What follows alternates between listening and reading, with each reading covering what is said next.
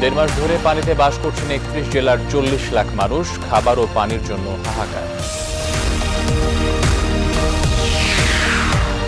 দৌলতদিয়া ফেরিঘাটে ঢাকামুখী মানুষের চাপ। তীব্র স্রোতে কাঁঠালবাড়ি শিমুলিয়া রুটে ফেরি চলাচল ব্যাহত। ইঞ্জিন সংকটে পণ্য পরিবহনে বিপুল টাকা লোকসান দিচ্ছে ট্রেন। ভারতের উপহারে অনেকটাই কাটবে।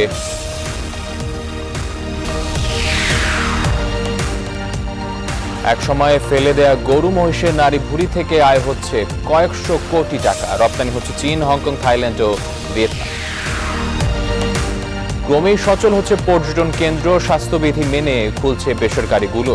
কুমিল্লার শালবন বৌদ্ধবিহার খুলে দেওয়ার দাবি। এবং ফরিদপুরে বাণিজ্যিকভাবে ড্রাগন ফলের চাষ। বাজারে চাহিদাও ভালো, আগ্রহী হচ্ছেন অনেকেই।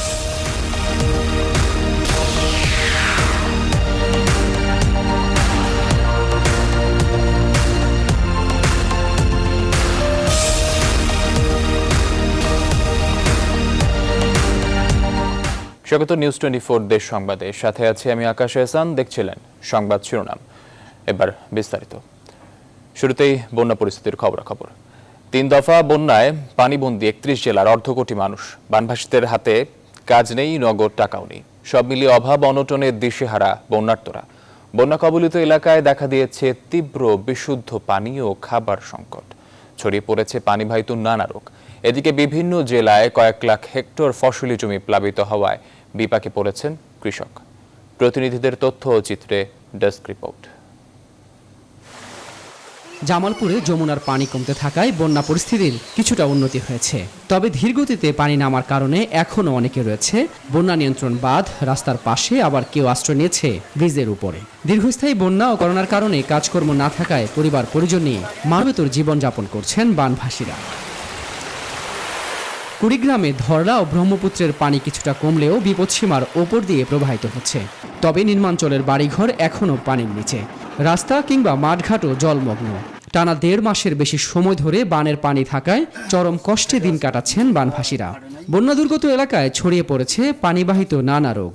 পানির মধ্যে চলার কারণে হাত পায়ে গা উঠে গেছে।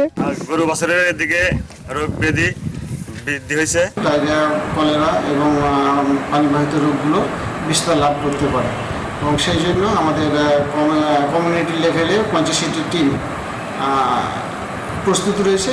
এবারের বন্যায় আউশ ধান, আমনের বীজতলা এবং সবজি ক্ষেত বানের পানিতে ভেসে গেছে। এতে বিপাকে পড়েছেন কৃষকরা।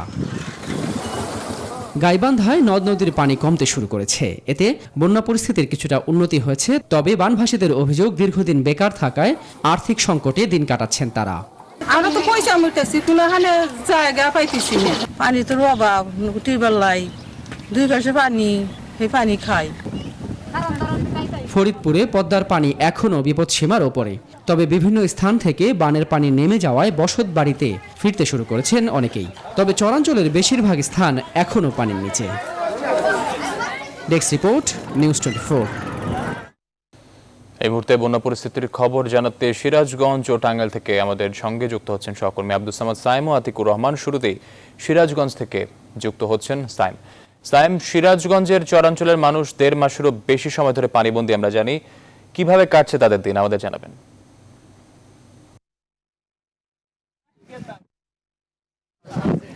ধন্যবাদ আকাশ। আপনাকে জানিয়ে রাখি, বন্যা এবং ভাঙন এই দুটো বিষয়ের দুর্যোগ নিয়ে কিন্তু যমুনা পাড়ের মানুষ মহা সংকটের মধ্যে পড়েছে। একদিকে বন্যার কারণে সিরাজগঞ্জের ১,২০,০০০ পরিবারের প্রায় ৫ লক্ষাধিক মানুষ পানিবন্দী রয়েছে। তাদের অনেক বসতভিটা এখনো পানির নিচে রয়েছে। আজকে আমি সারাদিন চরাঞ্চল ঘুরে দেখেছি যে প্রতিটি বসতভিটা কিন্তু পানির নিচে থাকার কারণে কিন্তু একবার বসতভিটা কিন্তু ক্ষতি হয়ে গেছে। এই অবস্থায় কিন্তু এই যে কর্মহীন যারা মানুষ রয়েছে, তারা কিভাবে আগামীতে ঘরগুলো ঠিক করবে তা নিয়ে দুশ্চিন্তায় রয়েছে। এছাড়াও যারা পানিবন্দী রয়েছে তাদের মধ্যে কিন্তু আসলে যে শুকনো খাবার, বিশুদ্ধ পানির সংকট কিন্তু চরম দেখা দিয়েছে। এছাড়া যারা সারাক্ষণ থাকছে পানিতে থাকছে, তাদের কিন্তু রোগ ব্যাধি সহ সব কিছু আসলে দেখা দিয়েছে এবং সব মিলে তারা যে আসলে যে ওষুধ কিনবে বা খাদ্য কিনবে এই কর্ম না থাকায় তারা কিন্তু দুর্বিষহ অবস্থার মধ্যে জীবনযাপন করছে। এছাড়া ভাঙনে কিন্তু আসলে প্রতি বছর কিন্তু সিরাজগঞ্জের অরক্ষিত অঞ্চলের শত শত বসতভিটা বিলীন হয়ে যায়। আমি এই মুহূর্তে রয়েছি সিরাজগঞ্জের কাজীপুর উপজেলার খুববান্দি এলাকাতে। আমি একজন মুরব্বীর সাথে কথা বলবো যিনি বারবার নদী ভাঙনের শিকার হয়েছেন। চাচা, এবার কতটুকু ভেঙেছে? অনেক ভেঙে গেছে। আমার বাড়িটা ছিল কয়েক ভাঙা দিয়ে আবার অনেক বাড়ি ঘর। এখন আপনি কোথায় যাবেন? যাওয়ার আকাশ, আপনি শুনছিলেন যে এই যে যারা ভাঙন কবলিত মানুষ রয়েছে তারা কিন্তু আসলে একেবারে নিঃস্ব অবস্থায় কিন্তু রয়েছে। তারা বসতকে হারিয়ে কিন্তু আসলে আমরা দেখেছি অনেক বাদ্যাবাদী ঝুঁকি তুলে রয়েছে। এই অবস্থায় কিন্তু আসলে তারা যে জায়গা কিনে বসতিরা গড়ে তুলতে সেই উপায় কিন্তু নেই। এই অবস্থায় কিন্তু সরকারি সহায়তা কিন্তু তাদের আসলে খুবই প্রয়োজন। এছাড়া যারা এমনিতেই যারা বন্যার কারণে অবদাবাদে রয়েছে তাদেরও কিন্তু আসলে নারী পুরুষরা ভীষণ সংকটে রয়েছে। তাদের কিন্তু আসলে যে ভীষণ যে সংকট খাদ্য এবং শুকনো খাবার এ নিয়ে কোনো তারা দুশ্চিন্তায় রয়েছে। একদিকে যেমন করোনা, অন্যদিকে কর্মহীন, এই দুই মহা সংকটের মধ্যে কিন্তু এই সমস্ত বানবাসী এবং নদী ভাঙন কবলিত মানুষের জীবনযাপন চলছে। এদের যে জীবনটা কতটা কষ্টের, আজকে সারাদিন চরাঞ্চলে ঘুরে দেখেছি নেই কোনো যোগাযোগ ব্যবস্থা। কেউ যদি অসুস্থ হয়ে পড়ে একমাত্র নৌকায় বর্ষা, কিন্তু সবার ঘরে নৌকা নেই। নৌকা না থাকার কারণে দেখা গেছে যে অনেক অসুস্থ রোগীকেও কিন্তু সময় মতো হাসপাতালে না নেওয়ার কারণে কিন্তু তাদেরকে মৃত্যুবরণ করতে হচ্ছে। এই অবস্থায় কিন্তু সরকারি যে বেসরকারি সংস্থাগুলো রয়েছে তাদের প্রতি কিন্তু এই বন্যা কবলিত এবং বানবাসী কবলিত মানুষের যেটা দাবি যে তারা যেন এই বন্যা কবলিত মানুষের পিছনে দাঁড়ায়। তো এই ছিল আমার কাছে সিরাজগঞ্জের গাজীপুর খুদবান্দি থেকে বন্যা কবলিত এলাকার সর্বশেষ ফিরে সৃষ্টি হতে আকাশ আপনার কাছে। আপনাকে ধন্যবাদ। দর্শক, এই মুহূর্তে আমরা যাব টাঙ্গাইলে। টাঙ্গাইলে আছেন সহকর্মী আতিক। আতিক, টাঙ্গাইলে কতটা এলাকা দীর্ঘস্থায়ী বন্যার কবলে আছে এবং এই পরিস্থিতিতে তাদের দিন কিভাবে কাটছে?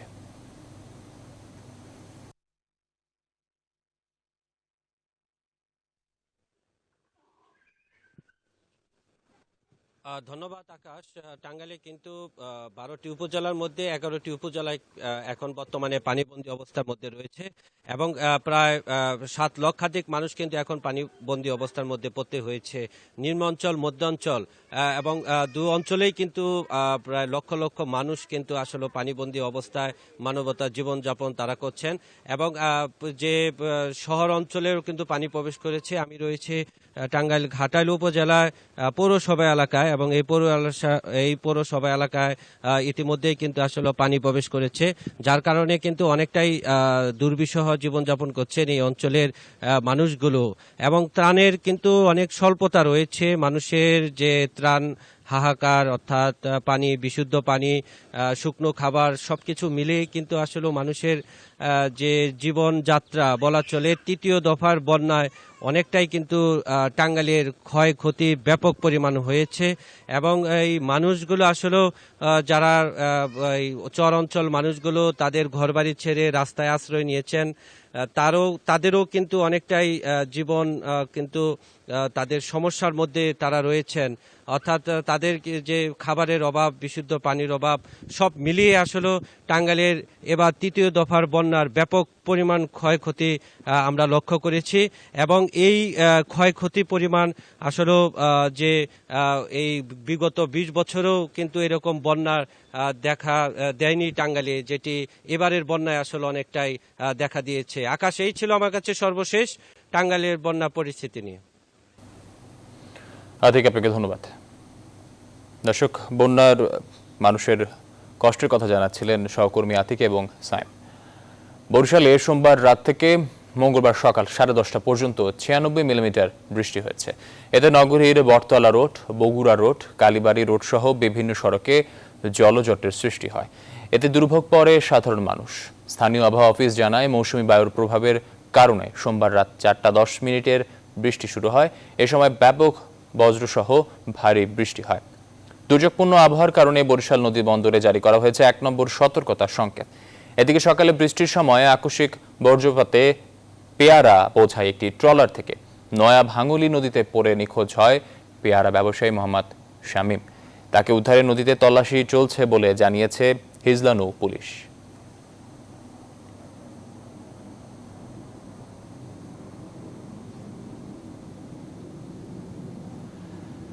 আজও রাজধানীতে ফিরছে কর্মজীবী মানুষ। সে কারণে দৌলতদিয়া, পাটুরিয়া এবং কাঁঠালবাড়ির শিমুলিয়া নৌ রুটে বেড়েছে রাজধানীমুখী মানুষের চাপ।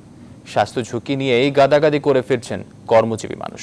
সকাল থেকে দৌলতদিয়া প্রান্তের ফেরি ঘাটগুলোতে যানবাহনের অপেক্ষায় থাকতে দেখা গেছে ফেরিগুলোকে। দেশের দক্ষিণ পশ্চিমাঞ্চল থেকে ছেড়ে আসা যানবাহনগুলো সরাসরি এসে ফেরিতে উঠেছে। সংশ্লিষ্টরা জানান, দৌলতদিয়া পাটুরিয়া রুটে ছোট বড় মিলে 17টি ফেরি চলাচল করছে।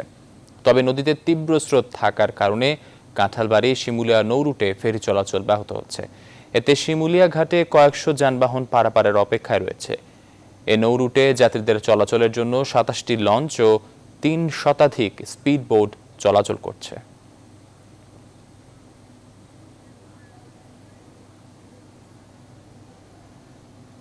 করোনা ভাইরাসের মহামারীর মধ্যে নির্ধারিত সময়ে ভোট করতে না পারায় চট্টগ্রাম সিটি কর্পোরেশনে প্রশাসক বসিয়েছে সরকার।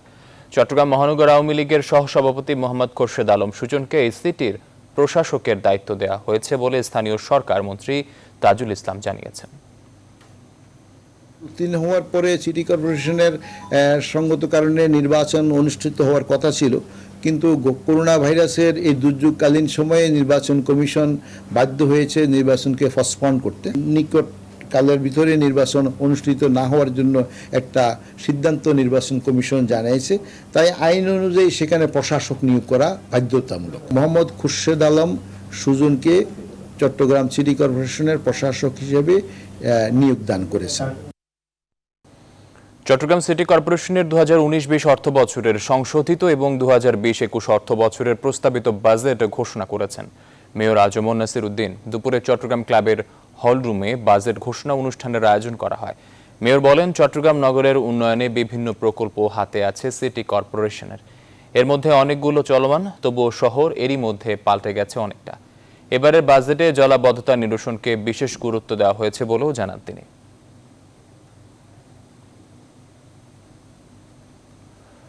করোনা নিয়ন্ত্রণে নেই, বরং ব্যাপক বিস্তার লাভ করেছে। ঢাকাতে যে মাত্রায় বিস্তার লাভ করেছিল তা এখন মফস্বল ও জেলা শহরগুলোতে ছড়িয়ে পড়েছে, এমন মন্তব্য করেছেন বিএনপির সিনিয়র যুগ্ম মহাসচিব রুহুল কবির রিজভী। তিনি আরও বলেন, সরকারের গাফিলতির কারণে এই পরিস্থিতির সৃষ্টি হয়েছে। দুপুরে কুড়িগ্রাম প্রেস ক্লাবে সৈয়দ শামসুল হক মিলনায়তনে সাংবাদিকদের সুরক্ষা সামগ্রী বিতরণকালে এসব কথা বলেন রুহুল কবির রিজভী।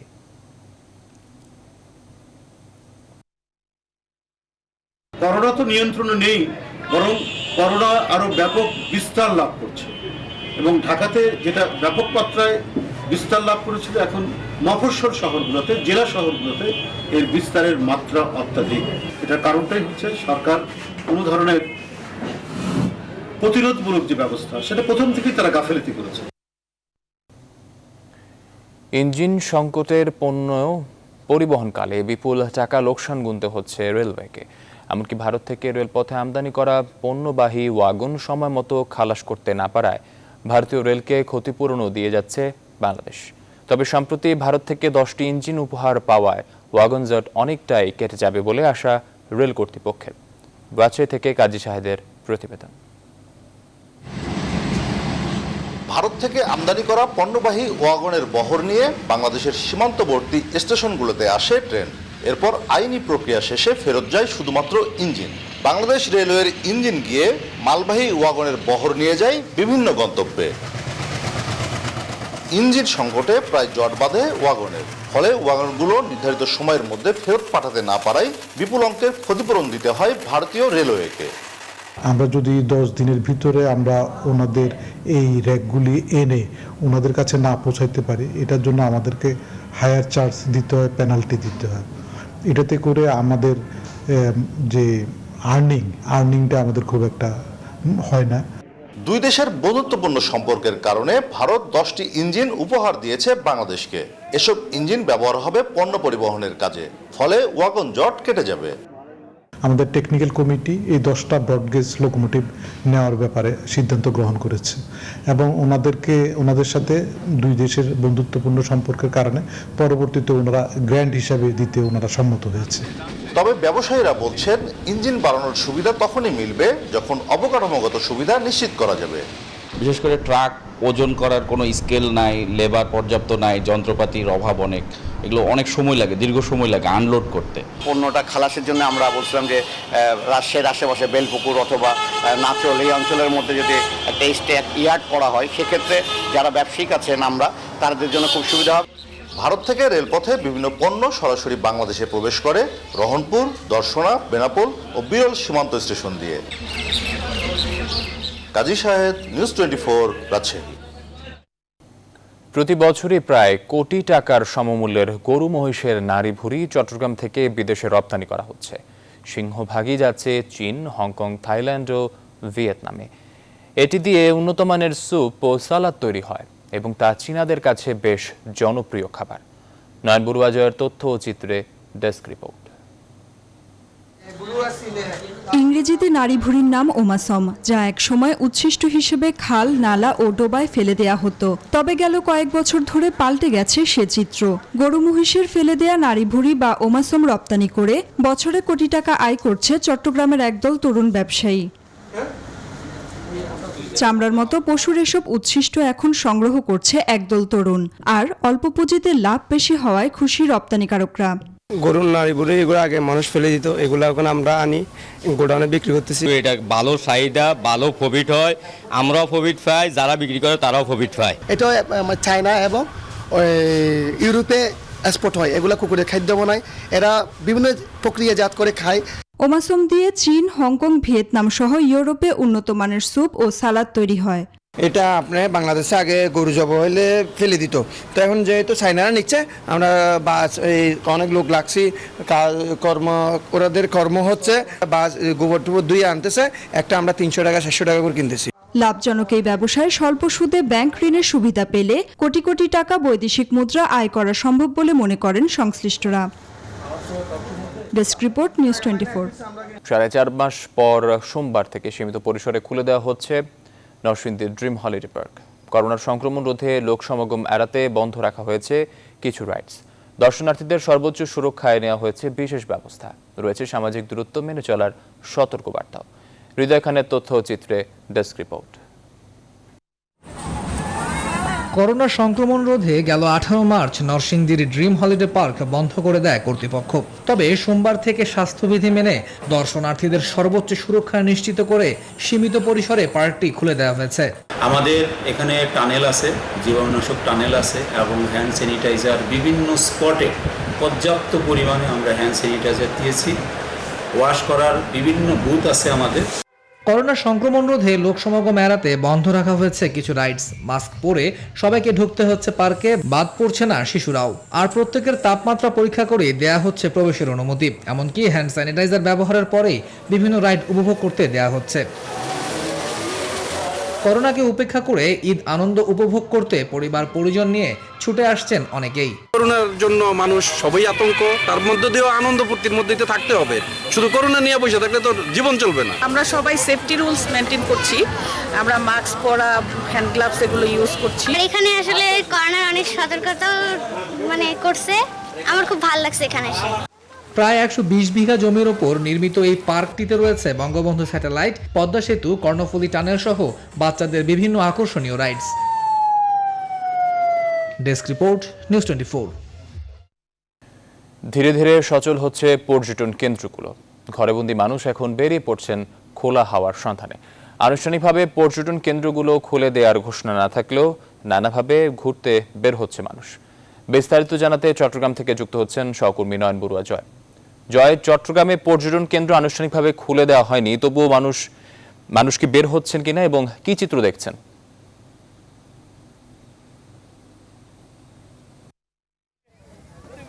ধন্যবাদ আকাশ আহসান, আপনি যথার্থই বলছেন। প্রতি বছরে যখন আসলে ঈদ আসে, ঈদের আনন্দ ভাগাভাগি করতে কিন্তু আসলে কেউ সমুদ্রের পাড়ে ছুটে আসে, আবার দেখা যায় কেউ আমরা দেখি ফয়েজ লেক সহ বিভিন্ন জায়গায় বিনোদন কেন্দ্রগুলো আছে চট্টগ্রামের অনেক জায়গায়, সেই বিনোদন কেন্দ্রগুলোতে ছুটে আসে। কিন্তু গত ঈদ থেকে কিন্তু আসলে করোনা ভাইরাসের মহামারীর কারণে কিন্তু আসলে বিনোদন কেন্দ্রগুলো একেবারে বন্ধ ঘোষণা করে রেখেছে। কিন্তু যে আপনি যেমনটা বলছেন, এবারে কোরবানি ঈদের পর থেকে কিন্তু দেখা যাচ্ছে মানুষ আর ঘরের মধ্যে নেই, মানুষ কিন্তু ঘর থেকে বের হয়ে এসেছেন, কিন্তু পতেঙ্গা সমুদ্র সৈকতে কিন্তু মানুষের ভিড় দেখা না গেলেও সেখানে কিন্তু আসলে বাধা দেওয়া হচ্ছে। পুলিশ প্রশাসন খুব একটা সতর্ক অবস্থান থাকলেও কিন্তু আপনি অবশ্যই দেখতে পাচ্ছেন আমি যে জায়গায় আছি এখানেও কিন্তু আসলে একটি সৈকত করে উঠেছে। এই সৈকতে কিন্তু মানুষ ছুটে এসেছেন। এই জায়গায় কিন্তু আসলে সকাল থেকে আমরা যেমনটা দেখেছি পর্যটক যারা আছে তারাও কিন্তু আসলে এই জায়গাটার মধ্যে কিন্তু সবচেয়ে বেশি পর্যটকের ভিড় দেখা যাচ্ছে। কেউ বা আমরা দেখছি সাঁতার কাটতে ছুটে এসেছেন, কেউ বা কিন্তু স্পিড বোট চড়েই কিন্তু আসলে আনন্দে মেতে উঠেছেন। আমরা একটু কথা বলতে চাই এখানে যারা এসেছেন, আমরা জানতে চাচ্ছি এই জায়গায় যেখানে কিন্তু আসলে পতেঙ্গা সমুদ্র সৈকত বন্ধ, বিভিন্ন জায়গায় বন্ধ, কিন্তু এই জায়গায় কিভাবে আপনারা আসলেন? আসলে সব জায়গায় বন্ধ দেখা গেছে। আমরা বাসায় ছিলাম, খারাপ লাগতেছে। বাচ্চা আছে, বাচ্চার আম্মাকে নিয়ে পরিবারকে নিয়ে আছি একটু বেড়াইতে, দেখতে অনেক ভালোই লাগতেছে। আসলে পরিবেশটাও অনেক সুন্দর, চারদিকে অনেক সুন্দর লাগতেছে, খুব ভালো লাগতেছে। আমার কাছে অনেক আনন্দ লাগতেছে, মনে হয় যে ঈদের মতো লাগতেছে। আসলে এতদিন বাসায় ছিলাম তো ভালো লাগে নাই, বাসায় বসেছিলাম, কোনো আনন্দ লাগে না। এখন একটু খুব ভালোই লাগতেছে আমার কাছে। আকাশ, আপনি অবশ্যই বুঝতে পেরেছেন এখানে যারা কিন্তু পর্যটকরা ছুটে এসেছেন তারা যেমনটা আমাদেরকে জানিয়েছেন, তারা বলছিলেন কিন্তু আসলে দীর্ঘদিন ধরে তারা কিন্তু ঘরে বন্দী ছিল, কিন্তু ঘরে বন্দী থেকেও কিন্তু তারা বলছিলেন কিন্তু আসলে যে করোনা মহামারী থেকে কিন্তু তারা কিন্তু অনেকটা রক্ষা পেয়েছে। এখন কিন্তু আর ঘরে থাকতে চাচ্ছেন না। তারা বলছেন বিনোদন কেন্দ্রগুলো যদি খুলে দেওয়া হতো কিন্তু সেখানে কিন্তু তারা ছুটে যেত বলে তারা আমাদেরকে জানিয়েছেন। তো এ ছিল আমার এখানকার সর্বশেষ। ফিরে যাচ্ছি স্টুডিওতে আকাশ আহসানের কাছে। আপনাকে ধন্যবাদ। দর্শক, চট্টগ্রাম থেকে যুক্ত ছিলেন সহকর্মী নয়ন বড়ুয়া জয়। কুমিল্লার শালবন বৌদ্ধবিহারে পর্যটকের সমাগম নেই। প্রতি বছর ঈদের ছুটির পরও দেশি বিদেশি পর্যটক এই বিহার দেখতে আসেন। করোনার সংক্রমণ রোধে সারা দেশের পর্যটন কেন্দ্রগুলোর মতো শালবন বৌদ্ধবিহারও অনির্দিষ্টকালের জন্য বন্ধ রয়েছে। এতে গেল 5 মাসে $1.5 কোটি টাকার বেশি রাজস্ব আয় হারিয়েছে সরকার। তাই স্বাস্থ্যবিধি মেনে পর্যটন কেন্দ্র খুলে দেওয়ার দাবি সংশ্লিষ্টদের। হুমায়ুন কবির জীবনের তথ্য চিত্রে ডেস্ক রিপোর্ট।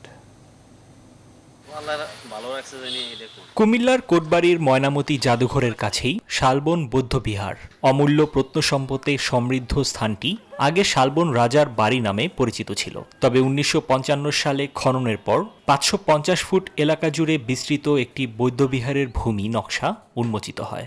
এতে 115টি ভিক্ষু কক্ষ রয়েছে। এই বিহারের মধ্যভাগে একটি মন্দির ও উত্তর বাহুর মাঝামাঝি স্থানে রয়েছে নান্দনিক ও কারুকার্যময় প্রবেশ তোরণ। 8ম শতকে নির্মিত এই প্রত্নসম্পদের অপরূপ সৌন্দর্য দেখতে শত শত পর্যটক প্রতিদিন ভিড় করলেও করোনার কারণে পাল্টে গেছে সে চিত্র। করোনা সংক্রমণ রোধে শালবন বৌদ্ধবিহার বন্ধ থাকায় দূর দূরান্ত থেকে কিছু পর্যটক আসলেও বাইরে থেকে চলে যেতে হচ্ছে তাদের। দেখতেছি বন্ধ, এখন যদি খুলে দেওয়া আমরা মন প্রাণ ভরে ঘুরতে পারবো। পর্যটন কেন্দ্রগুলো ওইরকম ভাবে স্বাস্থ্যবিধি মেনে খুলে দেওয়া উচিত, মানুষ যাতে ইতিহাস ঐতিহ্য জানতে পারে। সংশ্লিষ্টরা জানান, গেল 5 মাস ধরে এ বিহার বন্ধ থাকায় $1.5 কোটি টাকার রাজস্ব আয় হারিয়েছে সরকার। তাই স্বাস্থ্যবিধি মেনে সীমিত আকারে খুলে দেওয়ার দাবিও তাদের। একদিনের রাজস্ব আয় আজকে যেরকম 5 লক্ষ টাকা, এই 5 মাসে আমার মনে হয় যে প্রায় 40 থেকে 50 লক্ষ টাকা আমরা রাজস্ব হারিয়েছি এই করোনাকালীন সময়ে। শালবন বৌদ্ধবিহারের পাশাপাশি লালমাই ও ময়নামতি পাহাড়কে ঘিরে রয়েছে অসংখ্য প্রত্নসম্পদ। Desk report, news 24। এদিকে কুমিল্লার অধিকাংশ বেসরকারি পর্যটন কেন্দ্র এখনও বন্ধ। এ নিয়ে বিস্তারিত জানাতে কুমিল্লা থেকে যুক্ত হচ্ছেন সহকর্মী হুমায়ুন কবির জীবন। কুমিল্লার পর্যটন কেন্দ্রগুলো কবে খুলবে এবং কি বলছেন সংশ্লিষ্টরা?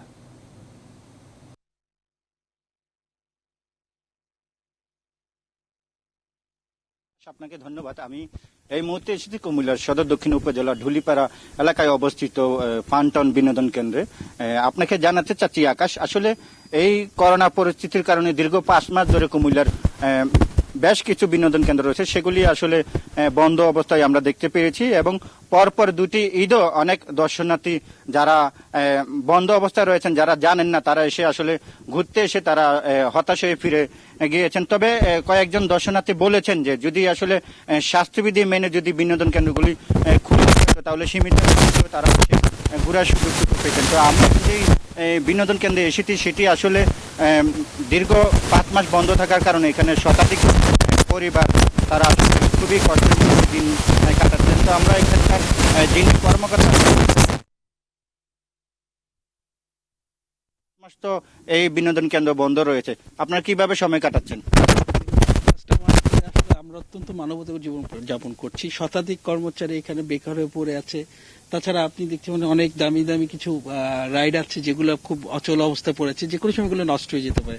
তো সরকারের কাছে আমাদের একটা বিনীত অনুরোধ থাকবে যে সব জায়গায় যেহেতু একটা নিয়ম কানুনের মধ্যেই চালু হচ্ছে, তো স্বাস্থ্যবিধি মেনে শর্ত সাপেক্ষে আমাদের এই পার্কগুলো খুলে দেওয়া হোক মানুষের চিত্ত বিনোদের জন্য। আমাদের এটা একটা আবদার থাকলো আর কি, আমাদের রাইডগুলোও বাঁচলো আর আমাদের যারা কর্মচারীরা আছে ওরাও বাঁচলো।